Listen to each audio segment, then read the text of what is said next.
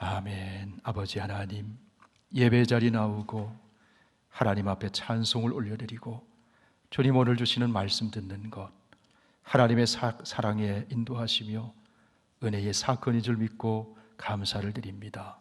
진리의 성령께서 감동 주셔서 바로 나에게 주시는 말씀, 우리 공동체에 주시는 말씀으로 믿음으로 받게 하시고 이 말씀이 복이 되게 하여 주시옵소서. 예수님 이름으로 기도하옵나이다. 아멘. 네, 오늘 읽은 본문의 이야기는 예수님의 공생의 초기에 있었던 한 사건을 통해서 하나님 나라의 진리를 우리에게 가르쳐 줍니다. 예수님은 하나님 나라의 복음 사역을 처음에는 주로 갈릴리 북쪽 가버나움을 중심으로 펼쳐 나가셨습니다. 가버나움은 당시의 상업과 교통의 중심지였습니다. 북쪽으로는 다메섹과 두로로 통하고 남쪽으로는 예루살렘으로 가는 통로였습니다. 또한 가버나움은 빌립의 영토인 데가볼리에서 헤롯의 영토로 들어가는 관문이었습니다. 그러므로 그곳에는 관세를 받는 세관이 있었습니다. 그리고 세금을 거둬들이는 세무공무원격인 세리가 상주하고 있었습니다. 당시의 세리는 로마 정부의 세금 징수 사무를 청부받은 유대인들이 많았습니다. 그들은 동족에게서 과도한 세금을 거두어 드렸습니다. 그 거두어들인 세금으로 유력 정치인들을 후원하기도 하고 자신을 위해 재산을 불리면서 비교적 부요한 생활을 누리며 살았습니다. 그러니 자연히 세리들은 동족 유대인들에게 미움의 대상이 되었습니다. 유대인의 격언에는 산중에는 사나운 사자가 있고 거리에는 잔인한 세리가 있다. 그렇게 말할 정도로 로마 제국의 권력을 등에 업고 세리들은 동족에게 전횡을 부렸습니다. 세리는 성전 예배에도 참석할 수 없었으며 법정에 나가서 증인이 될 수도 없었습니다. 세리와는 음식도 함께 먹지 않을 정도로 세리는 유대인들로부터 죄인 취급당하면서 철저히 멸시당하는 삶을 살았습니다. 그런데 예수님께서 가버나움의 세관을 지나가시다가 세리 한 사람을 보시고는 부르셨습니다. 나를 따르라. 예수님의 부르심 앞에 세리는 주저없이 따라 나섰습니다. 이 사람의 이름을 본문에서는 알페오의 아들 레위라고 소개를 하고 있습니다. 마태복음에서는 마태로 알려진 사람입니다. 레위라는 이름을 아마도 마태복음을 기록한 마태가 하나님의 선물이라는 뜻을 가진 마태로 쓰기를 좋아했던 것 같아요. 이 마태와 레위는 동일 인물입니다. 이 사람의 이름을 레위라고 지은 것은 레위 지파에 속해 있었기 때문이라고 우리는 짐작을 해볼 수 있습니다. 성도 여러분, 구약시대의 레위인은 어떤 사람입니까? 성소에서 예배를 도우며 하나님을 섬기는 사람이 레위 지파 사람들입니다. 구약시대 레위인들에게는 기업으로 주어진 땅이 없었기 때문에 여호와는 나의 기업이라고 고백하면서 하나님을 기업으로 삼고 살았습니다. 그런데 본문에 소개되는 이 레위라는 사람은 이름을 레위라고 지었습니다. 어쩌면 하나님 잘 섬기는 그 옛날의 레위 지파처럼 살으라고 이름을 지어줬는지 모르겠어요. 그렇게 지어졌을 거예요. 레위라는 사람은 하나님을 섬기며 하나님을 기업으로 삼고 사는 사람이 아니라 동족 이스라엘 사람들에게서 세금을 거둬들여 갈릴리의 분봉왕이었던 헤롯 안티파스에게 세금을 바치는 것이 자기의 기업이 되었습니다.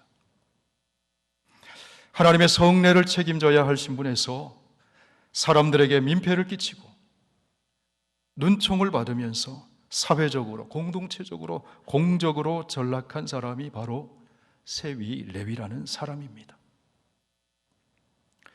세리 레위는 돈은 많이 있었을지 모르지만 늘 마음속에는 불안과 외로움과 공허함이 자리하고 있었을 거예요. 그런 레위가 예수님의 부름을 받고 예수님을 따라가서는 새 인생을 시작하는 이야기. 그 이야기가 오늘 본문의 이야기입니다. 세리라고 하는 옛 사람의 옷을 벗어 던지고, 레위라는 이 사람은 예수님이 입혀주시는 새 사람의 새 옷을 입고 새 인생을 출발하게 되었다는 것입니다. 지금까지 레위는 사람들에게서 세금을 걷어들이며 그것으로 자기의 배를 배불리면서 재물이 가져다주는 기쁨을 위해 살았습니다.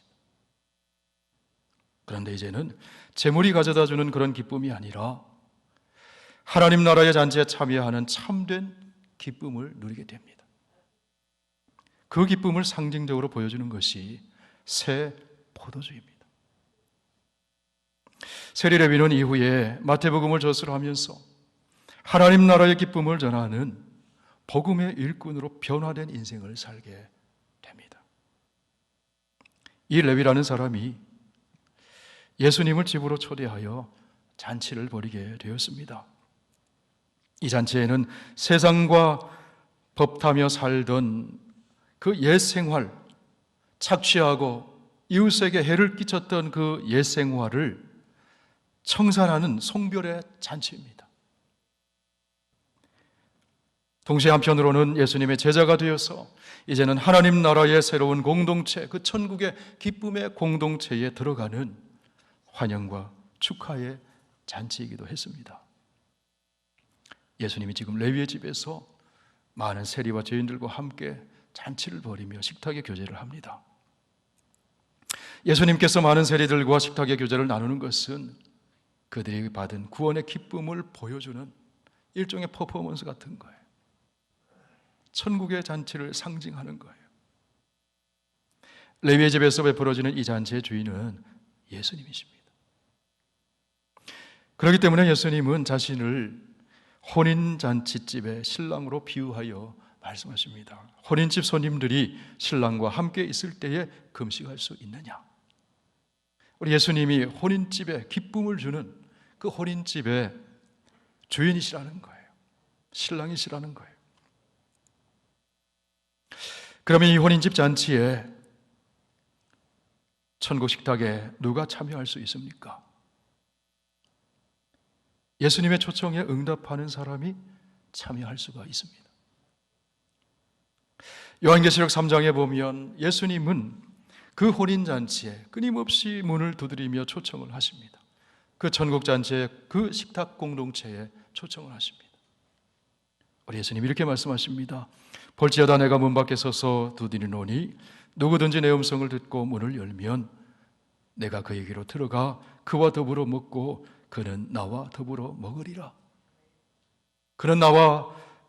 나는 그와 더불어 먹고 그는 나와 더불어 먹으리라.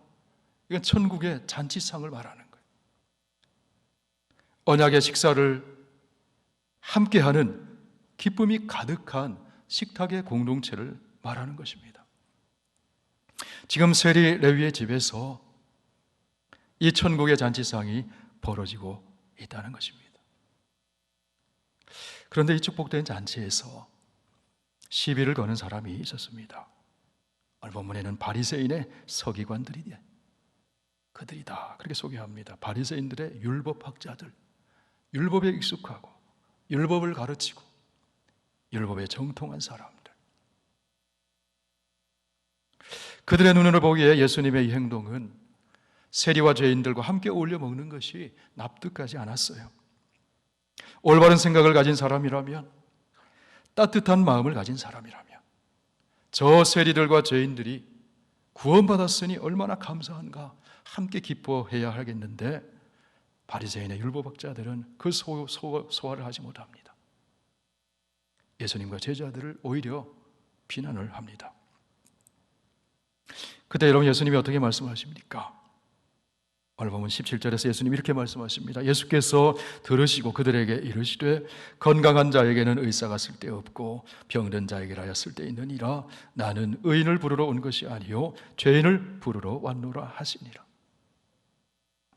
예수님은 단지 세리와 죄인들의 친구에 그치는 것이 아니라 그들의 병을 고쳐주시는 의사다. 그들의 인생을 고쳐주시는 의사다. 그렇게 말씀을 하세요. 그렇다면 여러분, 이들이 앓고 있는 질병이 무엇이냐 하는 것입니다.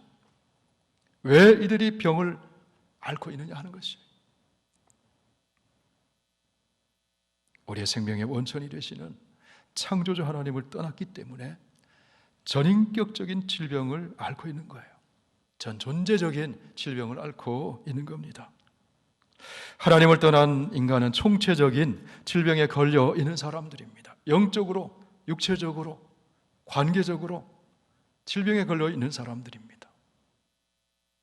그들을 한마디로 성경은 죄인이라고 부릅니다. 예수님은 그 병든 인생, 바로 그 죄인을 부르러 왔다고 말씀하시는 거예요. 사랑하는 성도 여러분, 우리 예수님은 우리의 인생의 질병을 고치시는 분이신 줄로 믿습니다. 우리 예수님은 죄인을 고치셔서 의인 만들어 주시는 분이세요. 예수 그리스도의 부르심에 응답하는 사람은 그 사람을 예수님이 고쳐주세요. 예수 그리스도를 영접하는 그 사람은 예수님이 새롭게 만들어 주십니다. 그리고 하나님 나라의 잔치상을 배설해 주시고 그 잔치에 초청을 해 주시는 거예요. 여러분, 그것이 바로 구원의 사건입니다. 나는 의인을 부르러 온 것이 아니요 죄인을 부르러 왔노라. 여기 부른다는 이 말은요, 마태복음 22장에 나오는 혼인잔치 비유에서 혼인잔치를 베풀어 놓고 길거리 나가서 사람들을 초대해라, 초청하는 주인의 초청, 부른다는 말과 초대하는 말이 같은 의미예요. 예수님의 부르심의 중요한 부분은 그 죄인들이 바로 그리스도 메시아의 천국 잔치로 초대되고 있다는 사실입니다. 오늘 본문에 등장하는 세리 레위가 이 부르심에 응답해서 천국 잔치에 참여하게 된 것입니다. 성경은 예수님을 구원받는 성도들의 신랑이 되신다고 비유하여 말씀합니다. 구원의 기쁨에 참여하는 것을 혼인잔치를 베풀어 주시는 것에 비유합니다. 예수님은 병든 인생을 고쳐서 천국의 혼인잔치에 초대하시는 분이시라는 거예요. 혼인잔치에는 필수적으로 두 가지가 필요합니다. 하나는 예복이고 하나는 포도주입니다. 그런데 이 예복은 자신이 친히 장만하는 것이 아니라 혼인집 주인이 장만해서 보내준 새 옷이에요. 초대받은 사람은 이 새 옷을 입고 혼인잔치에 참여하는 것입니다. 성도 여러분, 우리 예수님은 거룩하고 아름다운 신랑이세요. 천국잔치의 신랑이세요. 그러면 이 거룩하고 아름다운 신랑을 맞이할 수 있는 사람이 누구이겠습니까? 순결하고 깨끗한 신부입니다. 신부는 세마포 흰 옷처럼 깨끗한 새 옷을 입고 신랑을 맞이하게 됩니다. 이것을 요한계시록에서는 어린 양의 혼인잔치에 세마포 새 옷을 입고 참여하는 교회 공동체, 예수 믿고 구원받은 성도를 나타내요. 여러분, 여기 계신 저와 여러분이, 예수 믿는 저와 여러분이 예수님의 거룩한 신부인 줄로 믿습니다. 새 옷은 온전히 새 옷이 되어야 돼요. 낡은 옷에 새 옷 조각 떼어 붙인다고 해서 그것이 새 옷 떼는 것이 아닙니다. 새 옷에서 한 조각 떼어내서 낡은 옷에 붙이면 새 옷도 못 쓰게 되고 낡은 옷에도 어울리지 않습니다. 그 이야기를 오늘 본문에서 예수님은 비유를 들어 이렇게 말씀을 하십니다. 생배 조각을 낡은 옷에 붙이는 자가 없나니 만일 그렇게 하면 기운 새 것이 낡은 그것을 당기어 헤어짐이 더하게 되느니라. 누가복음에서는 이렇게 말씀합니다. 새 옷에서 한 조각을 찢어 낡은 옷에 붙이는 자가 없나니 만일 그렇게 하면 새 옷을 찢을 뿐이요 또 새 옷에서 찢은 조각이 낡은 것에 어울리지 아니하리라. 그렇다면 여러분, 여기서 예수님이 말씀하시는 낡은 옷이 무엇일까요? 그리스도를 믿지 않고 세상의 방식대로 살아가던 옛사람의 옷을 말합니다. 지금 본문에 등장하는 세리 레위가 입고 살던 그 옛사람의 옷을 말해요. 옛사람의 생각, 옛사람의 가치관, 옛사람의 언어, 옛사람의 행동, 그리스도 밖에서 찾는 옛사람의 구원관, 율법주의, 행위로 구원을 얻겠다고 하는 그 시도, 기복적인 신앙, 다 옛사람의 옷이에요.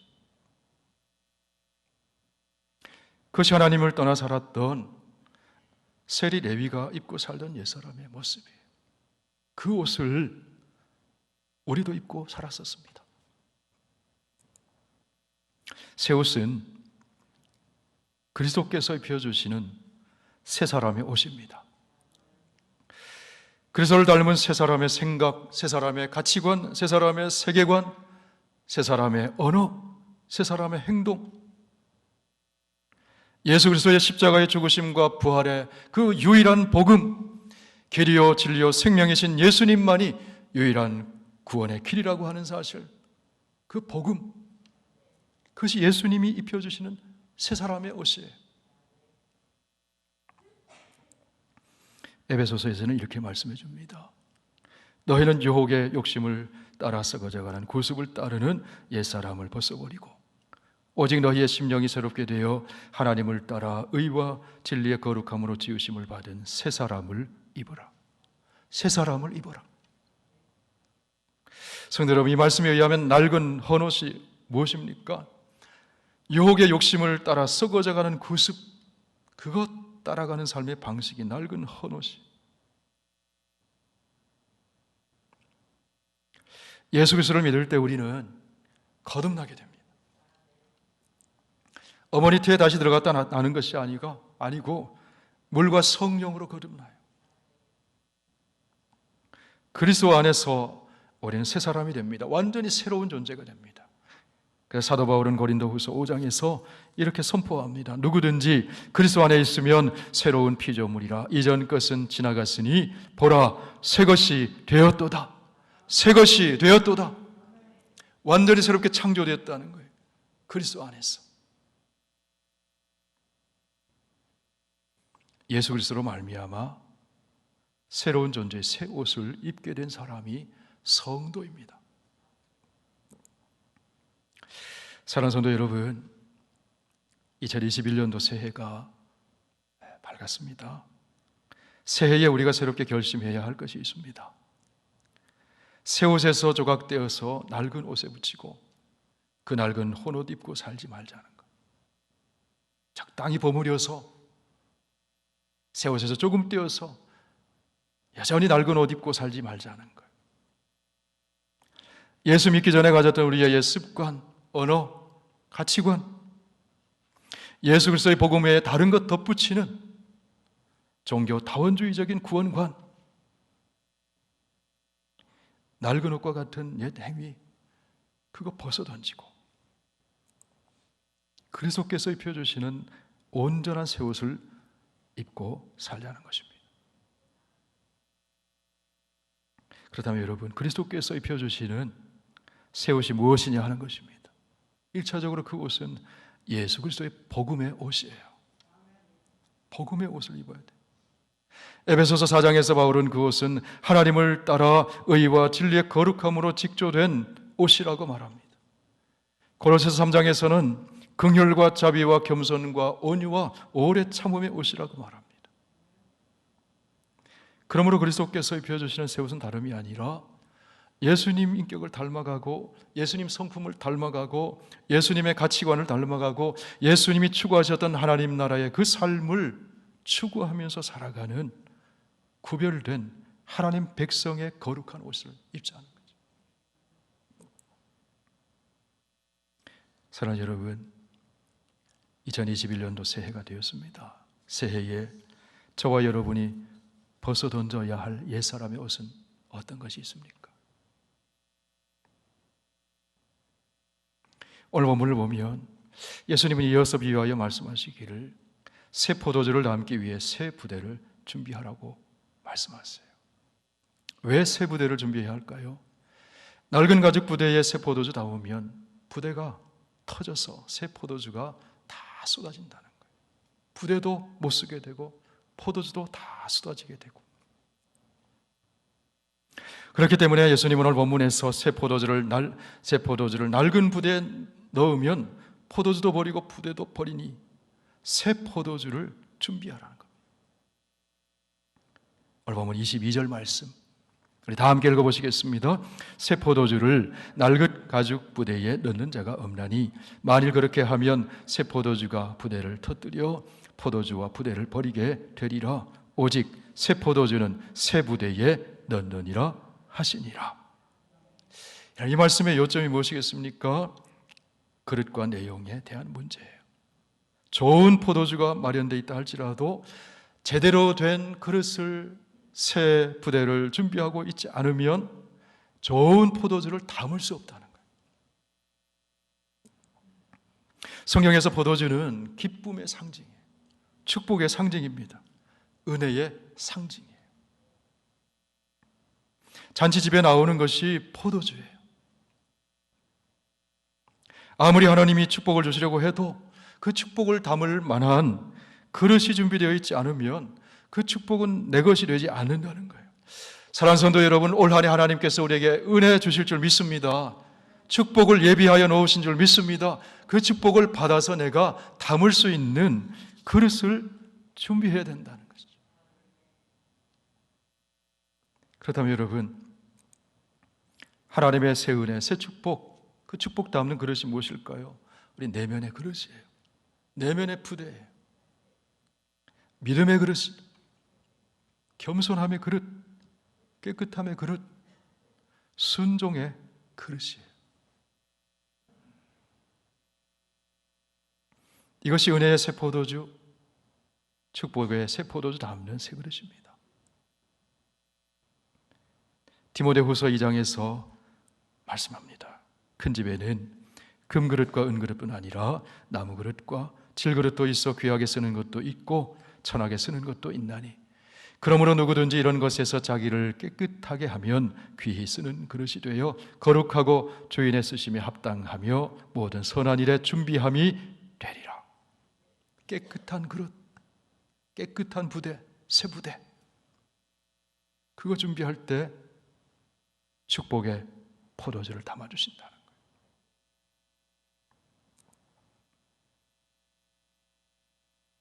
선생님, 옷과 그릇은 우리가 살아가는데 필요한 생활도구입니다. 옷은 우리의 신분과 인격을 보여주는 것이에요. 그릇은 우리의 삶의 방식을 보여주는 거예요. 그렇다면 여러분, 오늘 예수님께서 비유를 통해서 우리에게 가르쳐주시는 진리는 무엇이겠습니까? 신앙과 인격, 신앙과 생활이 서로 조화되어야 된다는 거예요. 신앙과 인격, 신앙과 생활이 바로 동전의 앞뒷면 같은 거예요. 양면. 둘 중에 하나가 없으면 그 동전은 위조화폐입니다. 위조화폐. 성도 여러분, 우리는 예수 그리스도로부터 의의 새 옷을 받았습니다. 하나님의 자녀, 하나님 나라의 백성, 왕 같은 제사장이라고 하는 신분의 새 옷을 받았습니다. 새 옷을 받았으면서도 낡은 헌옷 입고 다닌다는 것은 그건 어리석은 것이죠. 새 옷 받았으면 새 옷 입고 살아야 돼요. 예수님 믿기 전에 입고 다녔던 세상의 낡은 옷 벗어던지고 예수님이 주신 새 옷 입고 다녀야 돼요. 사랑과 온유와 겸손과 거룩함으로 만들어진 새 사람의 새 옷 입고 다녀야 합니다. 그 새 옷 보고 사람들은 저 사람은 진짜 크리스찬이다 그렇게 부를 거예요. 그럼 저와 여러분이 저 사람은 리얼 크리스찬, 진짜 크리스찬이다 그렇게 인정받는 저와 여러분 되시기를 축원합니다. 예수 그리스도 안에서 하나님께서는 우리에게 새 포도주 주셨어요. 새 포도주는 복음이 주는 기쁨이에요. 여러분, 세상에 복음이 가져다 주는 기쁨보다 더 큰 기쁨이 있을까요? 내가 구원받을 때 그 복음이 주는 기쁨은 이루 비교할 수 없는 기쁨이죠. 세상이 줄 수 없는 하늘의 기쁨이죠.